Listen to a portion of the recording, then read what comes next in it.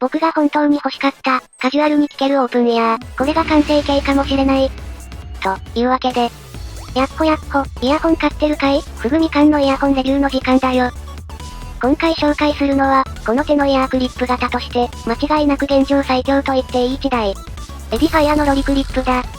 この形状のイヤホンは、最近各社がどんどん発売しているので、見覚えがあるかもしれない。イヤークリップ、もしくはイヤーカフ形状と呼ばれるタイプのイヤホンで、その名前の通り、耳たぶにリングのように引っ掛けて、音を出す部分を耳の穴の近くに配置する、オープン型、つまり、周囲の音も聞こえるイヤホンだ。このイヤホンは、僕が欲しかった全てを備えている。つまり、一番重要な音質。イヤーカフ型の代名詞とも言える、装着感の良さ。連続動作時間、さらに、このジャンルで現状ほぼ採用されていないだろう。高音質コーデック、LDAC への対応に加え、さらに、アダプティブノイズキャンセリングも採用している。開放型イヤホンのノイキャンは、自然に音が気にならなくなるような調整になっていて、完全に静かな環境になる。というわけではないんだけど、耳を塞がない分使用感が自然なので、愛用者も多いはず。エアポズ風の形のイヤホンで採用例が多いんだけど、その仕様を、今回ロリクリップが継承したわけだ。つまり、まがうことなき全部入り、しかも、全部入り線が回線する前に、一人だけ勝手に全部入りにして登場してきやがった、技術レベルが一段階ずれたイヤホン、というわけだ。エディファイアはもともと、開放型のイヤホンに、このような LDAC コーデック対応や、ノイキャンを搭載するのに積極的で、実際、このチャンネルでも何度かテストしたわけなんだけど、そのノウハウをそのまま引き継いで、イヤーカフ型にしたらというノリで作られたイヤホンであることがわかる。現環境最強クラスの ANC 付きエアーポズを、そのまま、クリップ型に変形したような仕様となっているんだな。正直、この形は、イヤホンとしては、音質を制限するもの、だと思っていたんだけど、むしろ、耳の後ろの安定感を増すために、パーツが大型化した結果、通常のエアポズライクな形状の同等品と比べて、バッテリー持ちが優位になっているなど、無理やりイヤーカフの形に押し込んでいるのではなくて、この形が最善だったんじゃないか。と思うくらいに、すべての機能が調和している。一番最初に、唯一不満な点を述べておこう。それはケースがでかいこと。と言っても、このケースのでかさには、バッテリーの大きさや、本体の形状など、やむを得ないところもある。が、本当にケースがでかい以外に、他のイヤホンに比べて不利なポイントが一切ないんだ。外装は少し前に流行った、ツヤのあるピアノブラック。ただ、どうしても指紋や汚れ、ホコリなどが目立つ。こまめにメンテが必要だ。また、擦り傷も目立つので、ケースについてはもうちょっと落ち着いた仕上げでもいいかもしれない。とはいえ、これはこれで好みの人もいるだろうから、完全に好みによって評価が分かれる部分になるだろう。イヤークリップ型の本体の方は、この仕上げで違和感がないので、ケースと統一感を持たせるという意味では間違いではないのかも。ケースを開けるとペアリング。ペアリングを開始するためのスイッチは、ケース右側面に配置、スムーズにペアリングを終えて、耳につけてみると、標準的なイヤーカフ型よりもかなり大型なことに気づく。バッテリーの持ちなどもあるし、それから、マイクも、この手の全部入りクラスで搭載される6マイク、となっている。片側3つのマイクは、音楽のノイキャンはもちろん、通話のマイクのノイズ除去にも有効だ。また、大柄な本体には、もう一つ理由がある。このイヤホン、ドライバーがでかい。というか、スピーカー部分のデザインが、エディファイアのオープン型無線イヤホンの W320TN や、各社のエアポズライクなイヤホンに近いデザインになっていることがわかるだろう。もちろん、装着の固定位置は、耳たぶの方なので、それらのイヤホンより、浅く、軽い装着感になる。ただ、同クラスの 13mm ドライバーの出力は健在だ。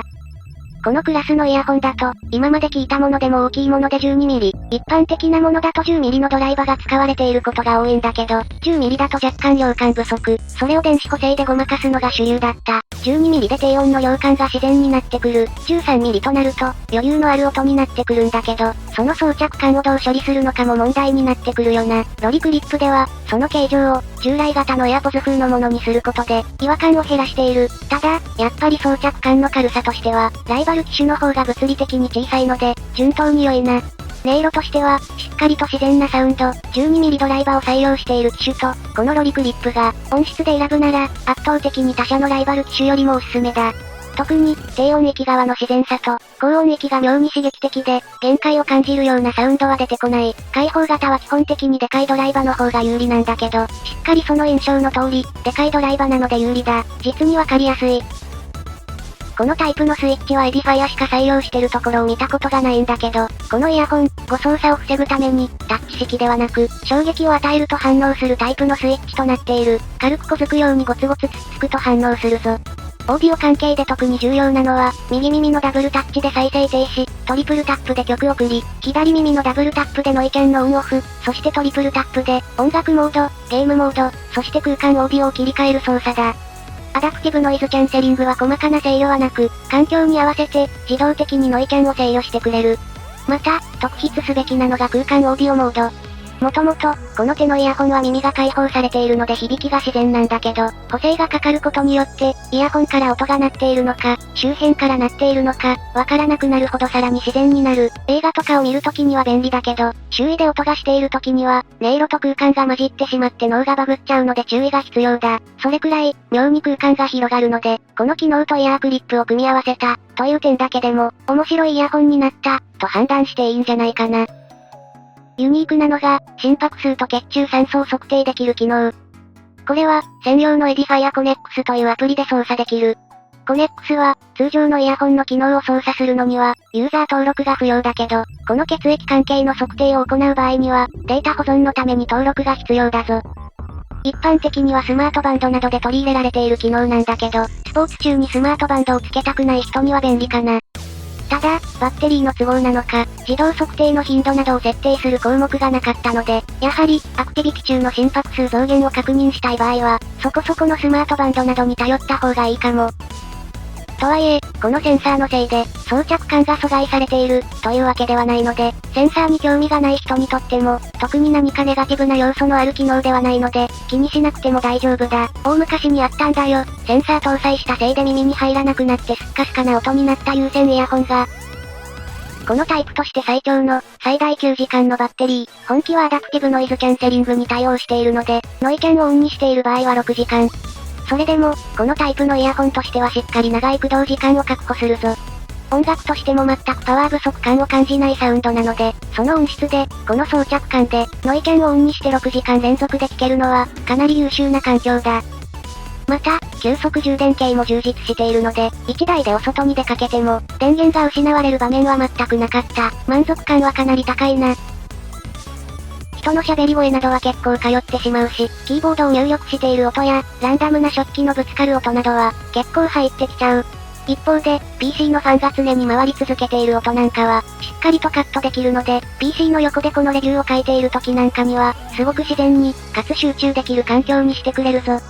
エディファイアの従来のエアポズ風の形状のモデルと比べると、密閉度が落ちているので、より周囲の音が自然に聞こえる程度なんだけど、でも、これがあるのとないのじゃかなり印象が違う。電車内や飛行機などの、常にノイズが生じている環境で、そのノイズを大きく取り除けるタイプの、真っ当なノイキャンだ。かつ、耳を塞いでいる感じもないので、それも優秀だな。エ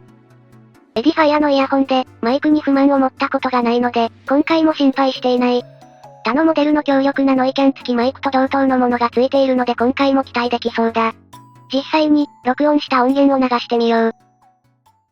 おはようございます。こんにちは。こんばんは。レビューふぐみかんのふぐみかんです。エディファイアのロリクリップを現在音楽を流した状態で録音しています。音楽は全然入ってません。これ開放型なのでね、音楽がちょっと乗ってしまっても仕方がないと思うんですけど、それも全然ないですし、それから現在、下の方でパソコンがファンを回してるので結構ガーって音がしてるはずなんですけど、それも全然入ってないと思います。さらに声もね、非常に大きく入っているので、すごく音質として使いやすい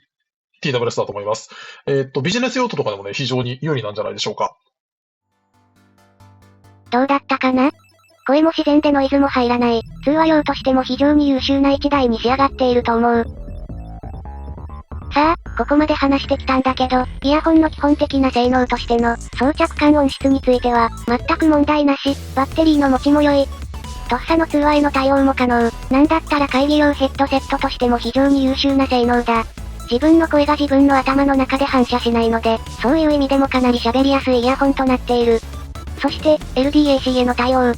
マルチポイントももちろん選択式で有効にできるし、ノイキャンも、自然で使いやすい、優秀な印象だ。他に何かいる？ついでに新しいもの好きな人向けに、心拍数と血中酸素濃度センサー、入ってますよ。という全部入りにさらにプラスアルファした上に、全部入りされてる機能の一つ一つがトップクラス、とかいう、奇跡の産物。いやー、この使いやすさでこの値段は反則でしょ。というわけで、エディファイアロリクリップ、文句なしにおすすめだ。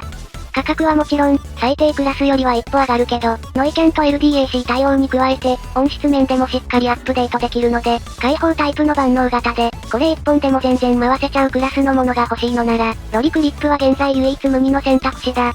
従来のイヤーカフは、従来型のイヤホンを使いたいとまでは思わないシーンでライトに使う。というのが主だったんだけど、こいつはこいつ1台だけで1日のリスニングを完結できるポテンシャルを持っている。本体、ケースともにちょっとデカめだけど、それも、しっかり違和感を感じないレベルで収まってるぞ。ノイキャン付きイヤークリップ、正直こんなに早く出てくるとは思わなかった。おすすめだぞ。といったところで今回はここまで。